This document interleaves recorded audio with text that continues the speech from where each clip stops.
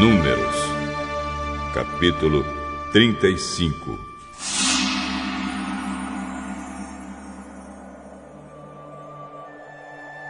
Nas planícies de Moabe, perto do rio Jordão, na altura de Jericó, que ficava no outro lado do rio, o Senhor disse a Moisés: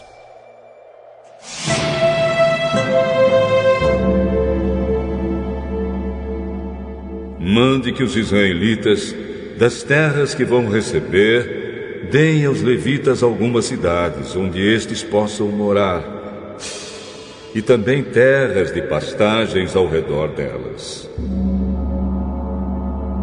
Essas cidades serão dos levitas, e eles morarão nelas. As terras ao seu redor serão para o gado, para as ovelhas e as cabras, e para os outros animais.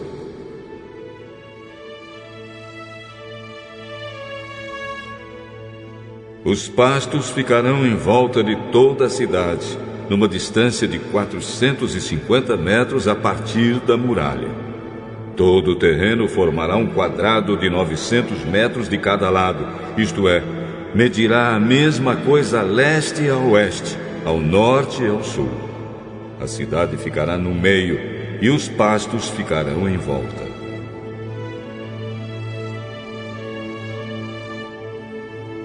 Deem aos levitas 6 cidades para fugitivos.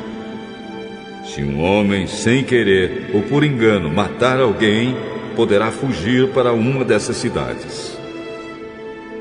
Além dessas, vocês darão aos levitas 42 cidades. Portanto, o total será de 48 cidades, todas elas com pastos ao seu redor. O número de cidades de levitas em cada tribo será determinado pelo tamanho do seu território, isto é, nos territórios maiores será escolhido um número maior de cidades, e dos territórios menores, menor número de cidades.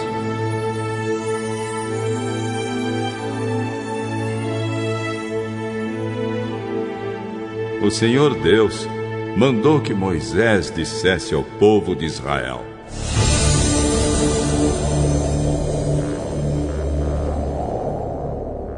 Quando vocês atravessarem o rio Jordão para entrar em Canaã, deverão escolher algumas cidades para fugitivos, onde poderá ficar morando qualquer homem que, sem querer ou por engano, tenha matado alguém. Ali ele ficará salvo do parente da vítima que estiver procurando vingança, e não morrerá sem ter sido julgado em público.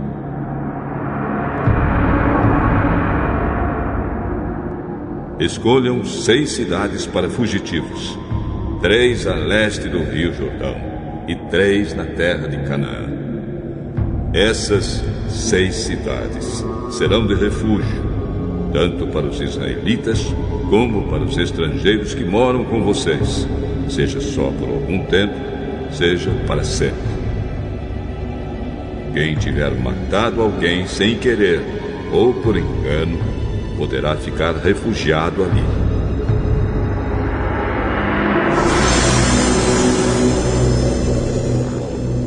Se um homem ferir uma pessoa com um objeto de ferro, ou com uma pedra, ou com um pau, e causar a morte dessa pessoa, ele é culpado pelo crime e será condenado à morte.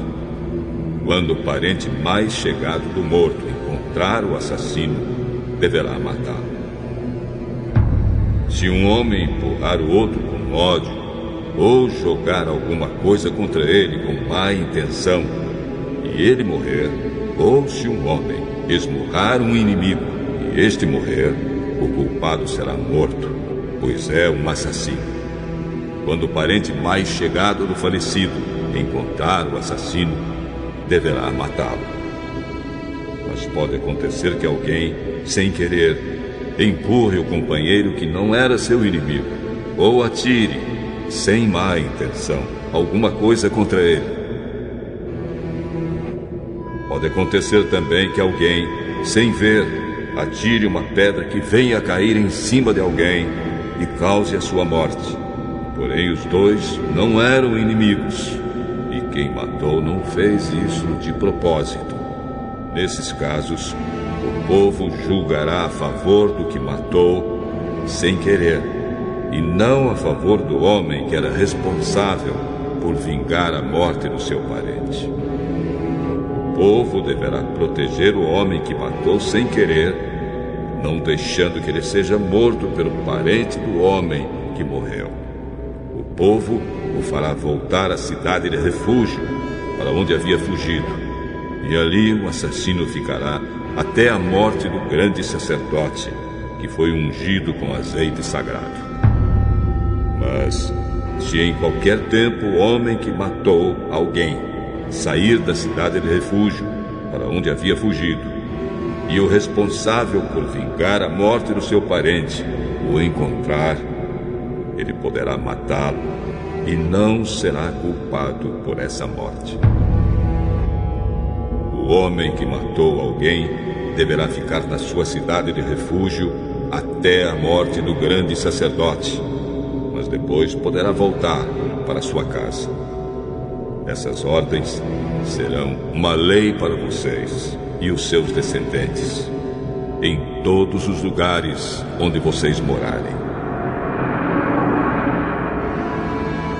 Quem matar uma pessoa será condenado à morte, conforme o que 2 ou mais testemunhas disserem. Uma testemunha só não basta para condenar alguém à morte.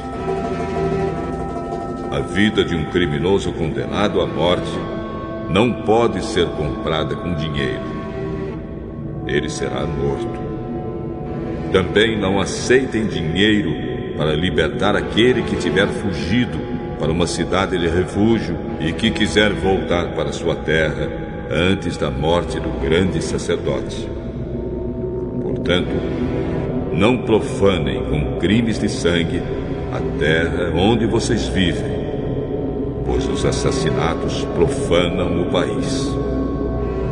E a única maneira de se fazer a cerimônia de purificação da terra, onde alguém foi morto, é pela morte do assassino.